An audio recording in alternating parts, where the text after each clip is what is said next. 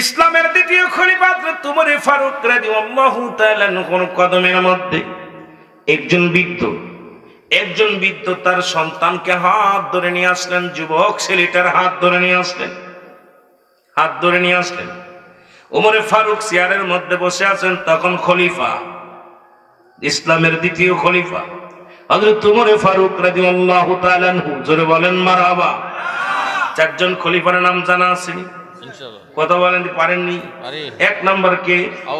হযরত আবু বকর রাদিয়াল্লাহু তাআলা আনহু, হযরত উমর ফারুক রাদিয়াল্লাহু তাআলা আনহু, হযরত উসমান গনি রাদিয়াল্লাহু তাআলা আনহু, হযরত আলী রাদিয়াল্লাহু তাআলা আনহু। জোরে বলেন মারহাবা। মনে থাকবো ইনশাআল্লাহ? কথা কন। এখন আর ওই বড় ওয়াজ না, লম্বা ওয়াজ না, জানা ওয়াজ গুলো করা লাগবে। ওই বাদান 31টা হরফ দেয়া পুরো কোরআন এখন বোঝার অভাব। এই লম্বা ইতিহাস টেনে আর আলোচনা নয়, জানাগুলোই আমাদের জানাতে হবে। আমলের ওয়াজ করার দরকার, ঈমানের ওয়াজ করার দরকার, সমাজ পরিবর্তন করার ওয়াজ করার দরকার। জোরে বলেন ঠিক কিনা? এ দুনিয়ার মুসলমান,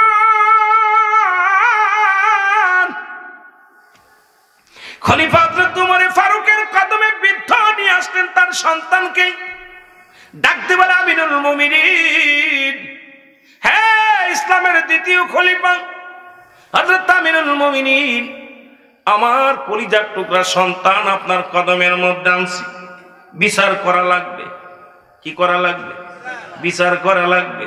সন্তানের বিচার চায় বাবা। কেমন বাবা? আজকে আমাদের বোঝা লাগবে, শোনা লাগবে। খলিফা আমিরুল মুমিনিন ডাকতে বলে, যুবক, উনি কি তোমার বাবা? হয়। বলে জি। বলে কিসের বিচার? হুজুর, এক নাম্বার বিচার, আমার ছেলে পৃথিবীর মধ্যে সবচেয়ে নগণ্যতম অপরাধ করেছে 3টা। নাম্বার 1, 1 নাম্বার সে মানুষ হত্যা করেছে। 2 নাম্বার পৃথিবীর মধ্যে সে জিনা ব্যভিচার করেছে।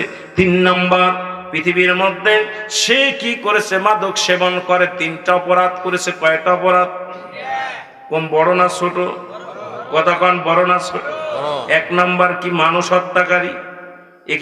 একি বড় অপরাধ না ছোট অপরাধ? কথা বলেন, বড় অপরাধ না ছোট অপরাধ? 2 নাম্বার জিনা করেছে, এটা ছোট না বড়? 3 নাম্বার হলো মাদক সেবন করে, ছোট না বড়?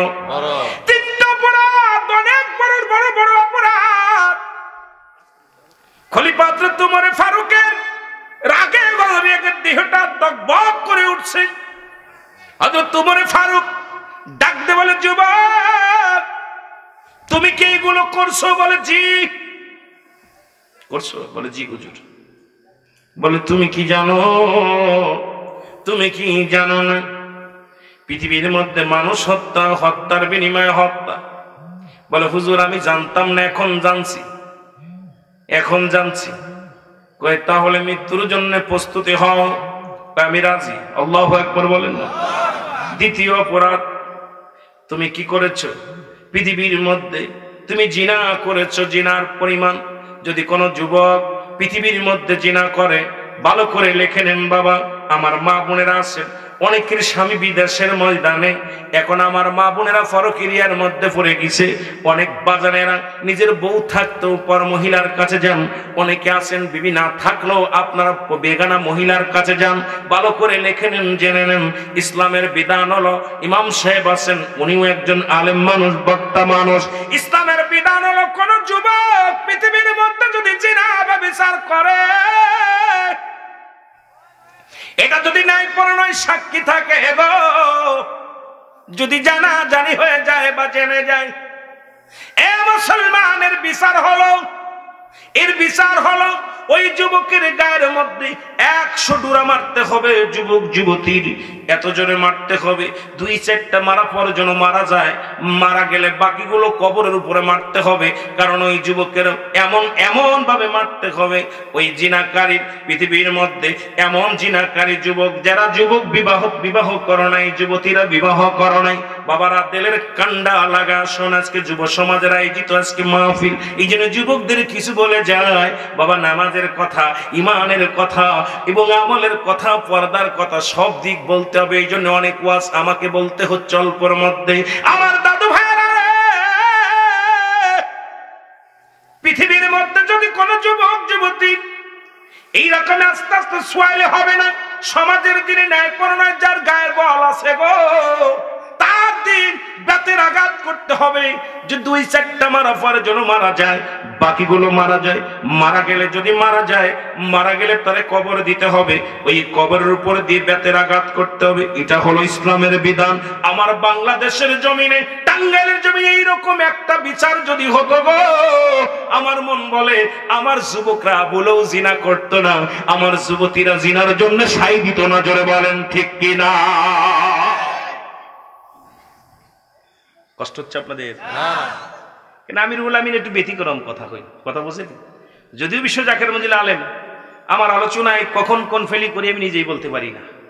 নাম্বার 2 হলো কোন পুরুষ, বিবাহিত নারী, এ আমার মারা শুনে নাও, আমার বাবারা শুনে নাও, পৃথিবীর মধ্যে যদি কোনো বিবাহিত নারী, বিবাহিত পুরুষ জিনা করে, এদের শাস্তির বিধান হলো সর্বপ্রথম তাদের নাভি পর্যন্ত, বুক পর্যন্ত পুঁততে হবে মাটির মধ্যে।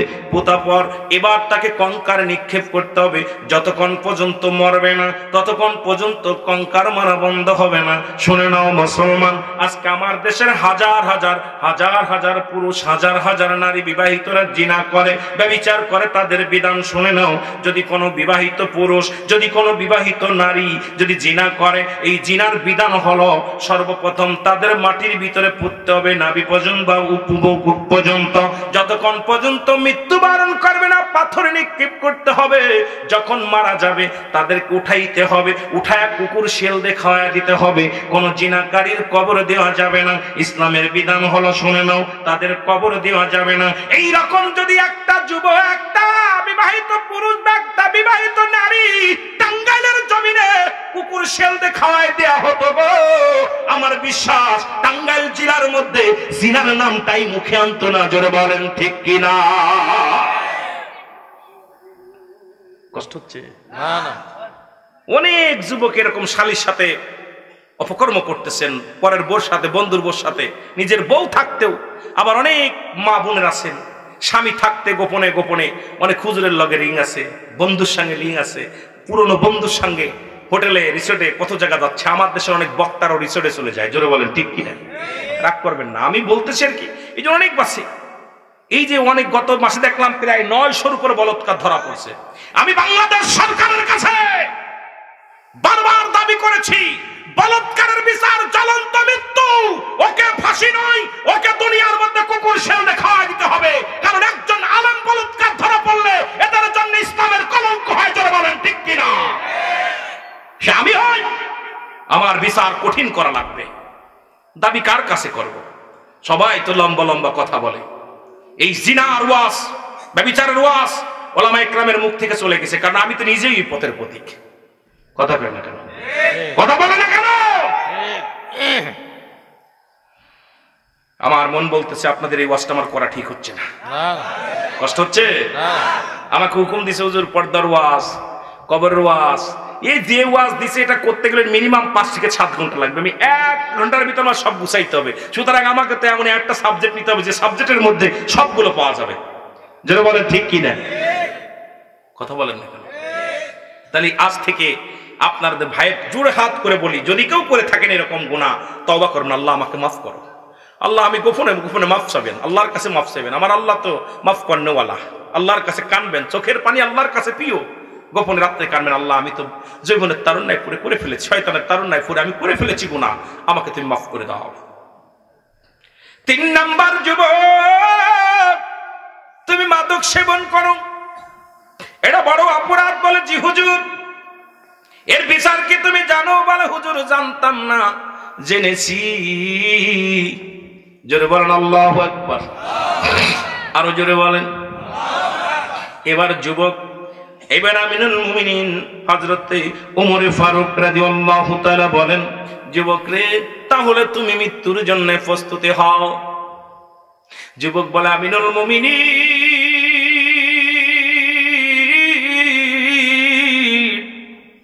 আমি জানি আপনি একজন ন্যায়পরায়ণ রাজা, আপনার কাছে এসে আমি নিরাশ হব না। আপনি যে বিচার করবেন আমি আপনার বিচার মেনে নিলাম, আপনার বিচার আমি মেনে নিলাম। তবে কিছু দাবি, আমি কিছু কথা বলতে চাই।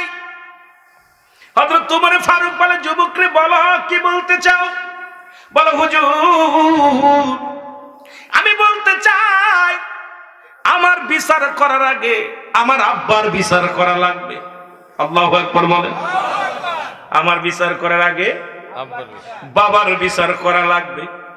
খলিফা খাত্তাবের বেটা ওমর রাগান্বিত হয়ে গেলেন, চোখ দুটে বড় বড় বড় হয়ে গেলেন, রাগে রক্তগুলো টকবক করে। যুবকরে তুমি কার বিরুদ্ধে অভিযোগ করো? তুমি কি জানো যিনি হলো তোমার বাবা? বলো, হুজুর জানি। আমি জানি বলেই আপনার কাছে বিচার চেয়েছি, কারণ এই পৃথিবীর মধ্যে আপনার কাছে আমি ন্যায় বিচার পাবো। আপনি ছাড়া ন্যায় বিচার কেউ করতে পারবে না। আমি শুনেছি আপনি ন্যায় পরায়ণ বাদশা আমিনুল মুমিনিন হযরত ওমর ফারুক রাদিয়াল্লাহু তাআলা আনহু, আপনি দয়া করে মায়া করে আমার বিচারের আগে আমি মাথা পেতে মেনে নিলাম। মৃত্যুদণ্ড দিছেন, আমি মেনে নিলাম, তবে আমার বিচারের আগে আমার বাবার বিচারটা করা লাগবে। জোরে বলেন আল্লাহু আকবার। যুবক ডাকতে বলে, হুজুর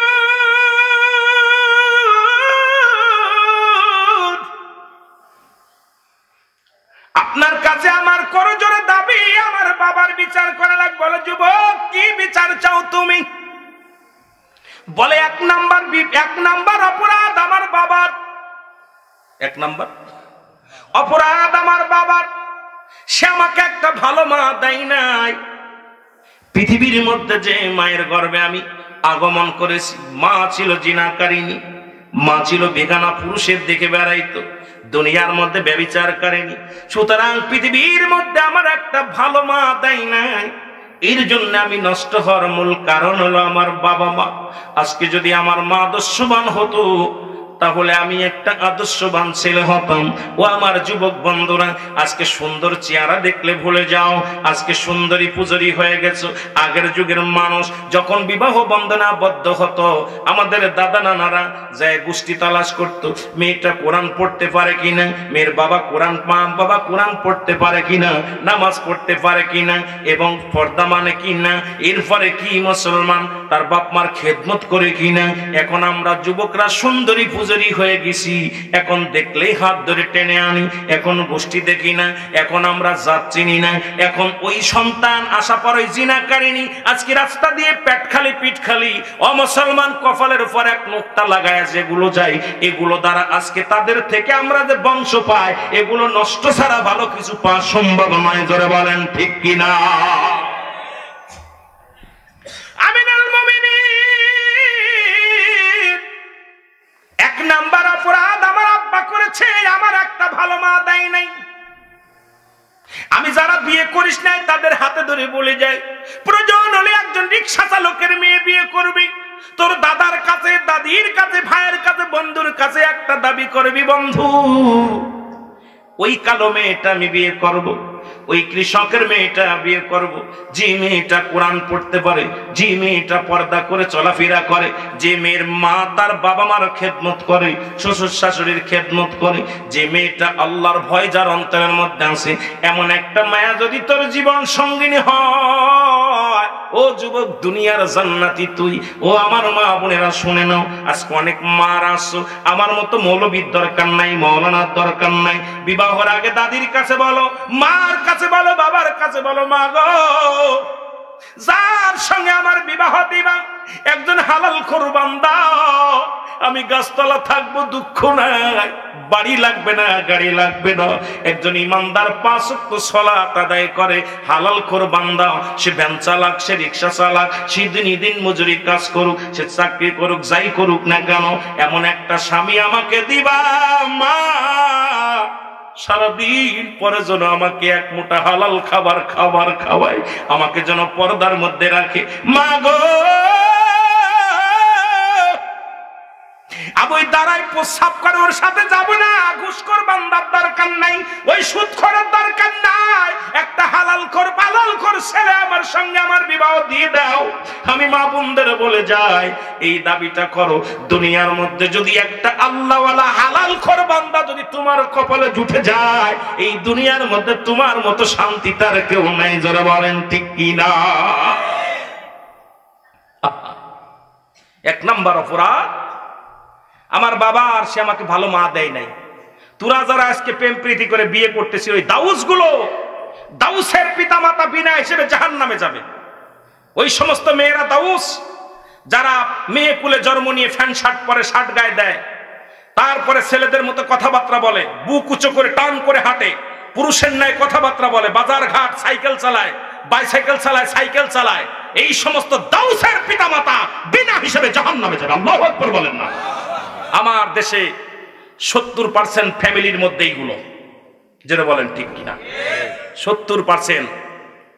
আহা, বিনা হিসেবে আপনি যতই নামাজ পড়েন না কেন, মসজিদে যতই কপাল খোলেন না কেন, আপনার একটা দাউস সন্তান, পুরুষ দাউস, যে সমস্ত ছেলেরা ছেলে কোলে জন্ম নিয়ে হাতের মধ্যে চুরি দেয়, গলার মধ্যে মালা দেয়, কান ফুরায়, নাক ফুরায়, এরপরে মেয়েদের মতো কথাবার্তা বলে, মেয়েদের মতো চলাফেরা করে, ওরা দাউস। এই দাউসরাও ইয়াউমাল কিয়ামতের ময়দানে এদের বাবা মাও বিনা হিসেবে জাহান্নামে যাবে। জোরে বলেন আল্লাহু আকবার। আরো জোরে বলেন আল্লাহু আকবার। মেয়েদের পাশ পাশ গুরগুর গুরগুর গুরগুর করে বেড়ায়। আহা, আমি তোদের বলে যাই যুবক, যুবক রে, অনেক লম্বা আলোচনা ছিল। নাম্বার 2, হুজুর আমার বাবা মা আমার একটা ভালো নাম রাখে নাই। কি নাম রাখছে? ভালো নাম রাখে নাই। দুনিয়ার যত লালটু বল্টু, যত নাম দুর্নাম, ইসলামী মাইন্ডে কোনো নাম রাখে নাই। ইসলামের বিধান হলো সন্তান যখন দুনিয়ার মধ্যে আসবে, সুন্নাতে রাসূল 7 দিন পরে, 7 দিনের মধ্যে 7 দিন পরে আকিকা করে সন্তানের নাম রাখা লাগবে। ও মুসলমান শুনে নাও, আমার দেশের 90% ছেলে মেয়ে এখন হাসপাতালে হয়। নার্সেরা হলো হিন্দু খ্রিস্টান বৌদ্ধ, ডাক্তাররা হলো হিন্দু বৌদ্ধ খ্রিস্টান। আমাদের অধিকাংশ সন্তানের কানে আজানটা পর্যন্ত যায় না। অধিকাংশ সন্তানগুলো দুনিয়ার মধ্যে আসে আজানবিহীন, কালেমাবিহীন। আমার বাবারা শুনে নাও, আজকে কপাল খারাপ মন্দ, আজকে আমাদের একটা ইসলামী মানাইতে নাম রাখে নাই। এখন নামগুলো রাখার না কারণে এর জন্য হুজুর যদি বিচার করতে হয়, আমার নবীজি বলছে সুন্নাতে রাসূল হলো পৃথিবীর মধ্যে 7 দিনের একদিন আগে নাম রাখা যাবে না। এখন বিবাহর রাত্রেই নাম রাখা হয়ে যায়। দেখেন বিয়ে থা হয়ে গেছে, স্বামী রাত্রে বেলা কয় স্বামীরে, বিবিরে, আমার যদি একটা ছেলে হয় নাম রাখবো শাহরুখ খান। বউ কয় না মা, আমার যদি একটা মেয়ে হয় আমি মেয়ে চাই, মেয়েটার নাম রাখবো আমি কারিনা। কি নাম? হারাম। অনেক হুজুররা এটা ভুল করে, ছেলে মেয়ে গর্ভে আসলে নাম রেখে ফেলে। আল্লাহর কসম, সুন্নাতে রাসূল আলেম আছে সাক্ষী। রাসূল বলছে সর্বনিম্ন 7 দিন, 7 দিন পরে যদি মেয়ে হয় একটা পশু কুরবানি করে সন্তানের চুল, মাথার চুলগুলো ফেলে দিতে হবে, নাক কারি কাটতে আপনার নখ কাটতে হবে। সুন্নাতে রাসূল হলো তখন 7 দিন পরে আকিকা করে সুন্দর একটা নাম রাখতে হবে। আর 7 দিনের একদিন আগেও নাম রাখা দূরত্ব নাই। আমার দেশের অধিকাংশ উলামা একরাম পেটে থাকতেও নাম রেখে ফেলে। কয় নাম কি? এবার তোর নাম কি, তোর নাম কি? দেখা যায় গর্ভে সন্তান, আলতাসনো করার পর ধরা পড়ছে কি হবে, মেয়ে হবে। মেয়ের নাম রাখবো এখন জরিনা সুন্দরী। কথা কন ঠিক কিনা? অথচ রাসূল বলছে সুন্নাতে রাসূল হলো 7 দিন পরে নাম রাখতে হবে। কয়দিন? দুনিয়ার মধ্যে আসার আগে নাম রাখা দূরত্ব নাই। এটা রাসূলের সুন্নাত অমান্য করলেন, রাসূলের সুন্নাতকে বুড়ি আঙ্গুল দেখালেন। আপনার সন্তান কেমনে ভালো হবে? কথা বোঝেন? কথা বোঝেন? এখন বিয়ের রাত্রেই নাম রাখা হয়ে যায়। বিয়ের রাত্রেই দুজনে কল্পনা করে কি নিব, ও কয় মেয়ে হবে, ও কয় ছেলে হবে, ও কয় ছেলে হবে, ও কয় মেয়ে হবে। দুজনের ভিতরে একটা পরামর্শ করে কয় ছেলে হলেই নাম, মেয়ে হলেই নাম। আহা, চমার কুরআন হাদিস পড়লাম কি আর করতেছি কি? আমার ভাইরা, আমার বন্ধুরা, আমার নাম্বার 3, আমাকে কোন ইসলামের জ্ঞান আমার পিতামাতা দেয় নাই। আল্লাহু আকবার বলেন। সন্তান যখন দুনিয়ার মধ্যে আসবে, ন্যূনতম আপনার এবিসিডি দরকার নাই। এই সন্তানকে 6টা কালেমা শিক্ষা দিবেন। নামাজের বিধান যা আরকান হাকাম রয়েছে, নামাজের ফরজ সুন্নাত নফলগুলো বুঝাইবেন।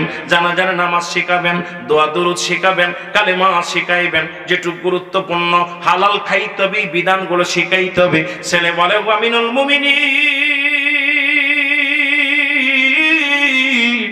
সবচাইতে কষ্ট আমার পিতামাতা আমার কোনো ইসলামের জ্ঞান শিক্ষা দেয় না। ওরে ইসলামের জ্ঞান যদি থাকতো রে, একটা হলো জ্ঞান আর একটা হলো বাদান্ডে বুদ্ধি। লেখাপড়া করে একটা জ্ঞান অর্জন করেন, আর একটা অটোমেটিক বুদ্ধি। আজকে হাজার হাজার অনেক আলেমরাও ঘুষ খায়। বিশ্বাস করবেন না, আমি দাখিল পরীক্ষায় আমার রেজাল্ট আসলো, উইতেল আসলো। আমি ফার্স্ট ক্লাস পেয়েছিলাম, উইতেল আসছে।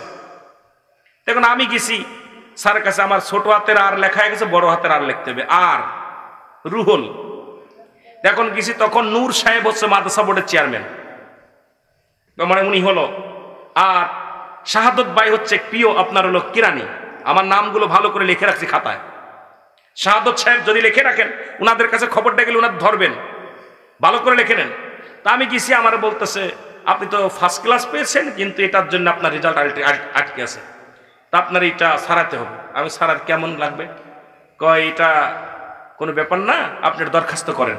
করছি, দরখাস্ত করার পর দিলাম, একদিন থেকে দরখাস্ত দিলাম নূর সাহেবের কাছে। এই পর্যন্ত দাড়ি, আহা এই পর্যন্ত দাড়ি, পাঞ্জাবি বড় একদম গোল পাঞ্জাবি গায়ে, মাথার মধ্যে টুপি পাগড়ি বান্দা, নুরি সাহেবের, নুরি নূর। আর শাহাদত বাড়ি একই অবস্থা। তা আমি বললাম ভাইজান, আমি এখন আপনার কাছে আসলাম, এখন কি করা যায়? আমি এবার একটা অভ্যাস ছোটবেলা থেকে, আমি স্যার ওই অনেক দেখেন অনেক পুলিশরা স্যারটার বলে, এগুলো আমার অভ্যাস কম। যে যার কাছে জ্ঞান অর্জন করি নেই তাকে সম্মান করবো, ভাই বলে, বন্ধু বলে। স্যার বলে এটা একটা আদবের, আমি মনে করি। তারা স্যার বলতে বলতে, আর ওরাই স্যার না বললে ওদের কলিজা ঠান্ডা লাগে না। ওরা দেখবেন ওই দুইটার পিয়ন একবার স্যার বলা শুরু করলে ও চিন্তা করে সবার কাছ থেকে স্যার পাইতে চায়। কথা বুঝলেন? অভ্যাস হলো সম্মান দিব, তবে তোকে স্যার বলে না, তোকে উস্তাদ হিসেবে, তোকে আমি কোন হিসেবে, আমার বড় ভাই হিসেবে, আমলধারী বেশি, তুই জ্ঞানী বেশি, তোকে সম্মান করবে। একদিনের বড় যে তাকে আমি সম্মান করব, আমার সে সমকক্ষ যে তাকে আমি মনে করবো আমার সাথে জ্ঞানী বেশি, আর আমার সাথে ছোট যে সে পাপ করছে কম তাকে আমি ভালোবাসবো। জোরে বলেন ঠিক কিনা? এটা আমার ছোটবেলা থেকে অভ্যাস। এখন ওনার কাছে গেলাম, উনি আমার কয় রোজার দিনই আইছেন, একটা কাজ করেন, কলম কিনতে হবে, একটা কলম কিনতে হবে, যে লাল এই কলম লাগবে। তা আমি হুজুর ভাইজান কলম কত টাকা লাগবে? একটা কলম তা দিয়ে কয়, কলমই যে আমার কাছে, কয় এই কলম না, এর যেটা দিয়ে লিখতে হবে আনতে হবে। কত? 10,000 টাকা। একটা কলমের দাম কত? আল্লাহর কসম, মিথ্যা বললে আমার জবান আল্লাহ কেড়ে নিবে যদি মিথ্যা বলি। আমি বললাম ভাইজান একটা কলমের দাম এত দাম? বলতেছে তোমার ডাকছে কিনা, তুমি যাও তোমার শিক্ষকরে পাঠাও, যাও শিক্ষকরে পাঠাও। তখন আমার শিক্ষক, আমার শিক্ষক গেছে, ওনার সাথে আরেকজন চাচা গেছে, 3 জন শিক্ষক হলো আইনাল হক, আমাদের সুপারিনটেন্ডেন্ট যিনি আইনাল হক ছিলেন। আর আমার সাথে যিনি গেছেন ওনার নাম ইসাক মৌলানা, উনিও মৌলানা। উনি একটা আপনার ওই আপনার ওই স্কুলের, হাই স্কুলের মৌলবী টিচার। তো উনি দাঁড়ায় রইল, বললো 1 টাকা কমে হলে হবে না। তা কেমনে দিব? উনি বলল ভাই 10,000 টাকা 10 পয়সা কমে হবে না কলম কিনতে। উনি কি করলেন, কয়ে দিয়ে ধুয়ে যান। উনি পকেটের ভিতরে 10,000 টাকা আমার কাছ থেকে নিয়ে 10,000 টাকা ওনার পকেটের ভিতরে ডুয়ে দিলেন। ডুয়ে দেওয়ার পর দেখলাম ওনার পকেটে একটা কলম উঠে লিখে ছেড়ে দিলেন। উনি আমি কিনলো কোন সময়? আমি বললাম আল্লাহ। ওনার সামনেই বললাম, কাকার বললাম কাকা এই রোজার দিনে উনি হাতে নেই ঘুষটা, কিন্তু ওনাকে 10,000 টাকা দিলেন, আমার সার্টিফিকেট তো হারাম হয়ে গেল। কয় বেশি বুঝিস না, তাহলে থুয়ে যা, তুই 1 বছর তাহলে গ্যাপ যা। আমি কাছে 1 বছর গ্যাপ গেলে বন্ধু বান্ধব লেখাপড়া করে উঠে যাবে, আমি কি করবো? কয় তাহলে পরে যা করছি চুপ, তুই তো আর দিস নি, তোর তোর গুণা হচ্ছে না, দিচ্ছি তো আমি, তুই যা, তুই এদিক যা। এই হলো আমার দেশের অবস্থা। কারণ এরা জ্ঞান অর্জন করছে, ঈমান অর্জন করতে পারে নাই। যারা বলেন ঠিক কিনা? আর ঈমান যদি অর্জন করতে পারতো, আল্লাহর কসম 1 গ্লাস পানিও হারাম খাইতে পারতো না। যারা বলেন ঠিক কিনা? আর যারা বলেন ঠিক কিনা? খলিফা হযরত আমিরুল মুমিনিন ডাক দে বলে, যুবকরা তোর বাবার বিচার হবে আগে। বাবার ডাক দে বলে, যুবক অবিদ্যা, পৃথিবীর মধ্যে তোমার বিচার আগে করা লাগবে, কারণ পৃথিবীর মধ্যে ভুলটা তুমিই করেছো। সন্তান আজকে এই সন্তান পৃথিবীর মধ্যে আল্লাহ পাক আমানত রাখছে, এটার খেয়ানত করার অধিকার আপনার নাই। কারণ আপনার ছেলে যখন দুনিয়ার মধ্যে আগমন করলো, দেখলেন আপনার অনুগত্য নয়, সঙ্গে সঙ্গে তারে ত্যায্য করে দেন। ওই সন্তান আপনার নয়, নামাজ পড়ে না, তাকে আদেশ দেন, শুনলো না, 10 বছর বয়স হয়েছে, তারে ত্যায্য করে দেন, দরকার নাই। আজকে সন্তানাদি নামাজের জন্য তাগিদ দিই না, হালাল হালাল খাবারের জন্য তাগিদ দিই না। আমার বাবারা 10,000 টাকা বেতন, কিন্তু প্রতি মাসে তোমার জন্য 10,000 টাকা দিয়ে একটা কাপড় আনে। তুমি কি একবার খবর নিছো? 10,000 টাকা বেতনের চাকরি করিস, আমার জন্যই আনলি 10,000 টাকা দিয়া কাপড়, আর তোর মাস জানি 10,000 20,000। এই 20,000 কই 10,000 কই পালি? একবার কি জিগাইছেন বাবা? আজকে বাজার করেন 10,000 টাকা বেতনে, এরপরে আপনি কি করেন? আপনার মাছ কেনেন প্রতি মাস, বসে দেখা যায় প্রতি মাসে আপনি 10,000 12,000 টাকার মাছ কেনেন, 20,000 টাকার গোশ কেনেন। কোথায় পাইলে একবার আপনার বিবিও জিগায় না, মাও জিগায় না, বাবাও জিগায় না।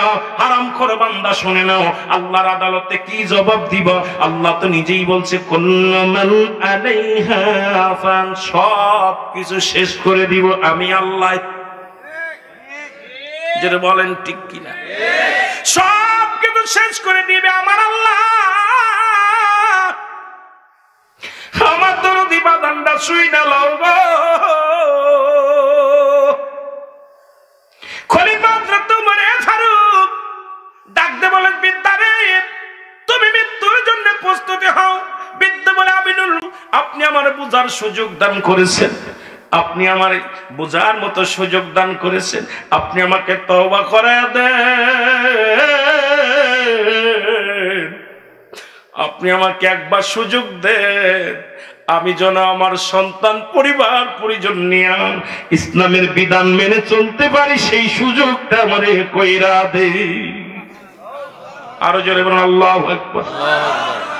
এই জন্য আমার বাবারা শুনে নেন, এই পৃথিবীর মধ্যে সন্তান আদি আমানত রাখছে আমার আল্লাহ, এটা খিয়ানত করার অধিকার আপনার নাই। ছেলে কার? কথা বলেন। মাল কার? আল্লাহ। আর আমানত রাখছে কার কাছে? তাহলে আপনারা তো ফটফটি কেন? আপনারা তো চিন্তা কেন? আপনারা তো গবেষণা কেন? যেহেতু আপনিও আল্লাহ, আর আপনার ছেলেও আল্লাহ, মেয়েও আপনার আল্লাহ। আমি আপনাদেরকে বলে যাই, আমার যুবক মা বোনেরা, আমার যুবতী বাজানেরা, যুবতী মা বোনেরা, যুবক বাজানেরা, শুনে নাও, তেলের কান্ডা লাগা শুনে নাও। ইয়াউমাল কিয়ামতের ময়দান বড় কঠিন হবে। যে সমস্ত যুবকেরা যুবতী দেখে পাগল হয়ে যাবে, ইয়াউমাল কিয়ামতের ময়দানে ওই সমস্ত যুবকদের লজ্জাস্থান দিয়ে আগুনের ফুলকি বাইর হবে। যে সমস্ত নারীরা পাতলা কাপড় পরিধান করে, মানুষকে উৎসাহিত করে, মানুষকে লালসিত করে, এই সমস্ত মেয়েদের লজ্জাস্থান দিয়ে আগুনের ফুলকি ঢুকানো হবে। কিয়ামতের ময়দান বড় কঠিন।